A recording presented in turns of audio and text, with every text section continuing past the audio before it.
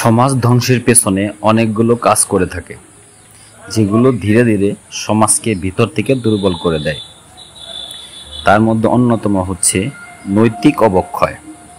সততা, বিশ্বস্ততা, শ্রদ্ধাবোধ, সহানুভূতি এই গুণগুলোর অভাব।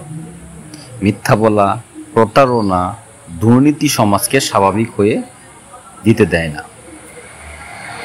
অশিক্ষা ও ভুল শিক্ষা, পরিবারের ভাঙন ও অভিভাবকদের অবহেলা, অপসংস্কৃতি ও মিডিয়ার অপপ্রভাব, ধর্ম থেকে দূরে সরে যাওয়া, বেকারত্ব ও অর্থনৈতিক সমস্যা, মাদকাসক্তি ও অপ্রতিরোধ্য প্রবণতা, নেতৃত্বের ব্যর্থতা ও অযোগ্য নেতৃত্ব, সামাজিক দায়িত্ববোধের অভাব। সমাজ ধ্বংস হয় ধীরে ধীরে ভেতর থেকে। একজন ব্যক্তি, একটি পরিবার, একটি এলাকার পরিবর্তন দিয়ে পুরো সমাজের অবস্থাও বদলানো সম্ভব। ইসলাম নৈতিকতা ও সঠিক চর্চার সমাজ গঠনে প্রধান ভূমিকা রাখতে পারে। আসুন একসাথে সমাজ গঠন করি।